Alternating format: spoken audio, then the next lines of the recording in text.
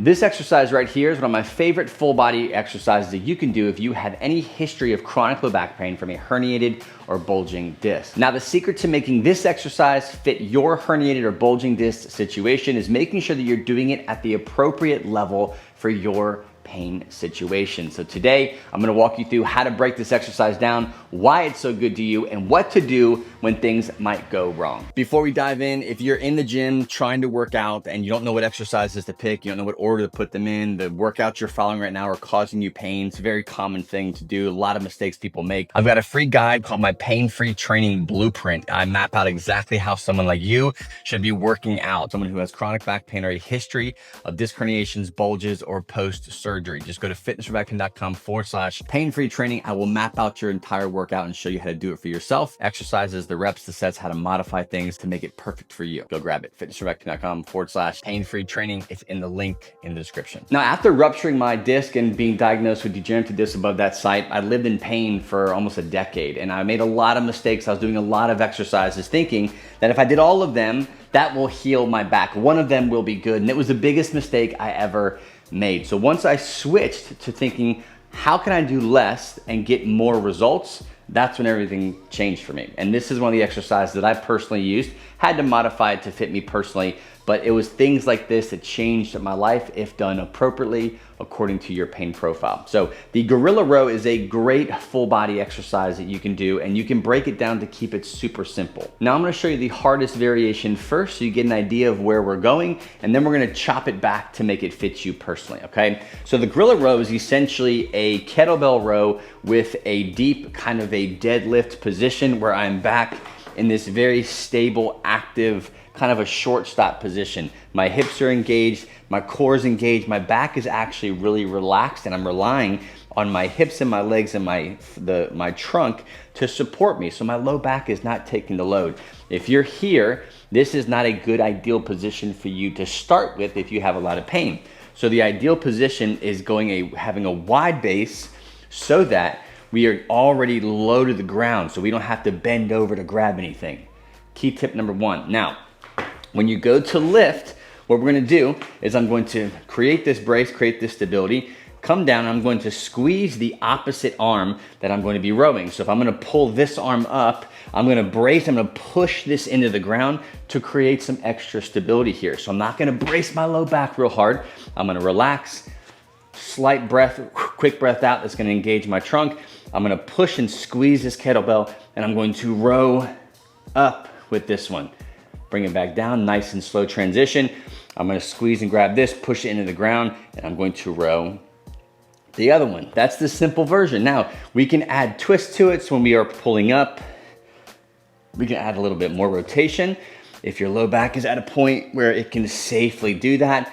But that is the hardest version of that specific exercise. Now, let's break this down to make it a little bit easier for you. Now, there's probably 1,000 ways to do this exercise. So let's go with the most simplest, should be pain-free position, and then kind of work up to there, and you can kind of put the pieces together yourself based off of your situation. Again, this is the position. So if you have a hard time being in this position and getting down and lifting, I would suggest that you first just get used to moving in and out of this position. This isn't exactly the exercise that we're doing, but it's teaching the body that this movement is actually safe. And what we're gonna do is, as we're going down, we have a slight brace here. We're not bearing down hard, but we're focusing on relaxing our low back. So that means you're going really slow to make sure nothing like over protects or over guards, then do that. Once we have this position down confidently, we can move into this lower position as if we're going to be grabbing a kettlebell. Now from here, what I want you to do is pretend you have these kettlebells and you're going to pull and a gentle twist, okay? If you feel a lot of stiffness in here, odds are that your body bracing and you're trying to protect yourself.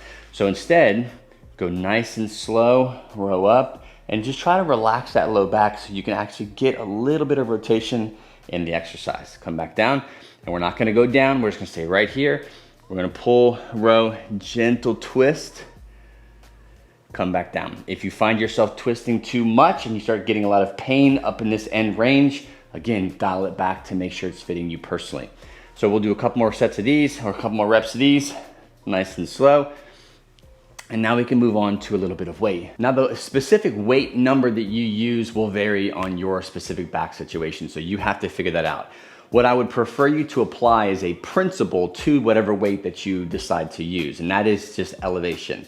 So one of the key things when it comes to being in this kind of overhinged position, grabbing weight and trying to do things, is we have to bring ourselves low. And the lower you come, if you don't have the mobility, you don't have the range of motion, you don't have the ability to kind of get in this position and feel comfortable and safe here, then it's gonna cause pain, period. So it doesn't matter with how you do it. If you're just getting in a position causes pain, you have to change that and dial things back. So the way we do that is elevate the weight. Now this is not the ideal situation, but if I had a couple of steps here, if I had a curb or something where I can bring this weight up higher so that I can maybe be up here, and now I'm rowing from up here, that might be a better or more ideal situation. So what you'll do is you'll grab whatever weight is good for you, you'll elevate that weight so you can get into the position, you can go as low as you feel safe going, where you don't have to overprotect. You're gonna grab that weight and you're gonna follow the same rules. I'm gonna create tension with my stable arm.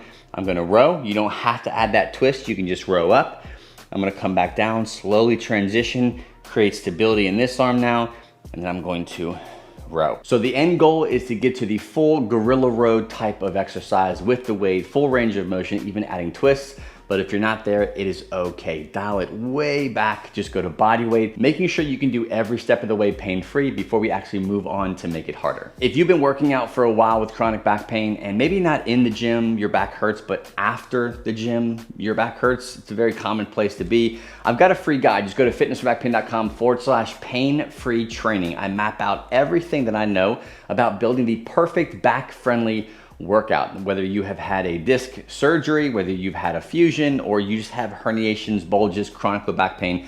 This is everything you need to make sure that what you're doing in the gym, from the exercise choice, the reps, the sets, how you're putting the workout together, the order of everything, it all matters for someone who has chronic back pain. And that free guide maps out everything and it's free. Just go to fitnessforbackpain.com/pain-free training.